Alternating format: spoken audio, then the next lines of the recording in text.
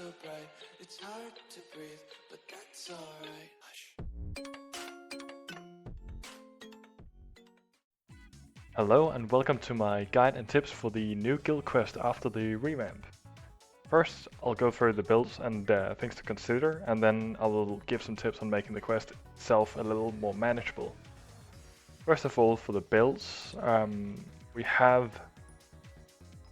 we basically want as much damage as possible, so you're going to want for nat units, let's see here, you want to go for a gold chappie, a chappie and a bait. But if you don't have a gold chappie, like I don't really have it for any color except for power, then you want to go and use the nat item, like you can see here. And then for links, you want to either go for full nat or DR. It really depends on whether you can avoid dying or not. If you can, due to maybe having a vortex or something like that on weekend, then you can safely go for full nat without any real DR. But if you find yourself dying or struggling, I would suggest going for DR or possibly for the double traits, like I do here. There's one nat and then it has two dual traits with nat and DR, and then I'm using full Sangetsu on my second character here. And then depending on the new Misanga item, you may want to use that instead of bait or nat. I'm not really sure. I only have it for speed, and I haven't really got to test it yet. Then when it comes to SAD, strong attack, you want to go with either the pill, the SAD item, and either Tension Tai or Shinji's cap with an SP roll. Again, it depends on what you prefer, I suppose, and maybe also based on your amount of special upgrades you got for the character or Transcendence level.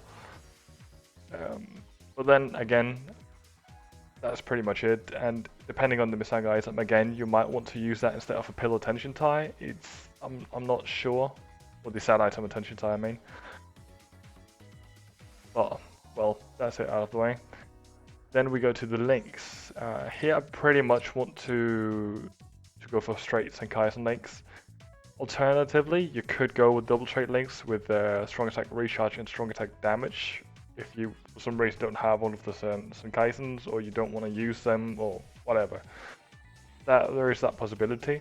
You could also go full recharge if you have full link slots, I suppose. But yeah. Then for your secondary characters, you need to see them as basically two specs running around just straight into stuff and dying. That's what they do.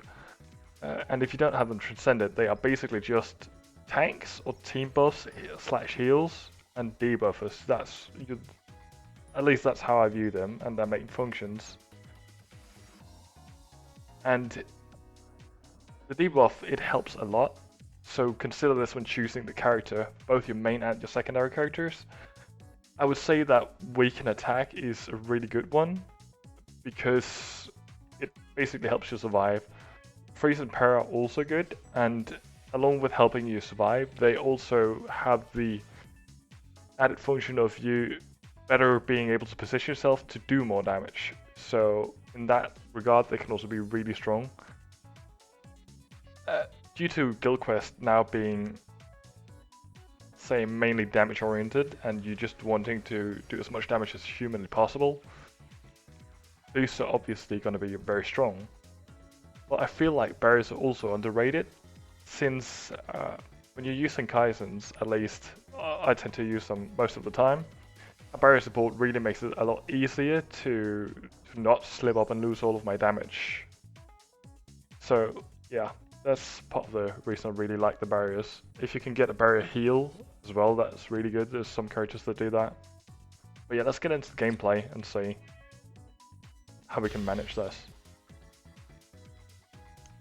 Basically what I want to do is that I generally try to do like the most amount of damage I can and just spam my lower cooldown strong attacks first. Because they're obviously going to come cooldown quicker then. And then I basically just want to hide and try to use my other characters as kind of basically just meat shields for me. And then I can go and use my special.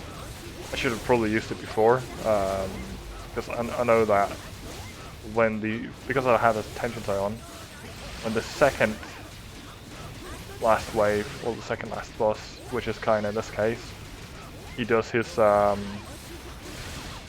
can just go around here. But yeah, when Kain does his, he goes to a brand, like, half down in the red zone, I can just use my special and go straight into the next wave and do a lot of damage there as well. So I should have done that, but it's a bit confusing when you have to talk as well at the same time. But yeah, that's the general idea of how I'd go about it. I hope this helps someone, and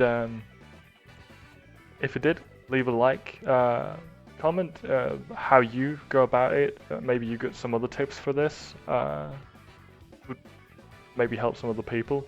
But yeah, leave a comment and like, subscribe if you want to, and I'll see you around.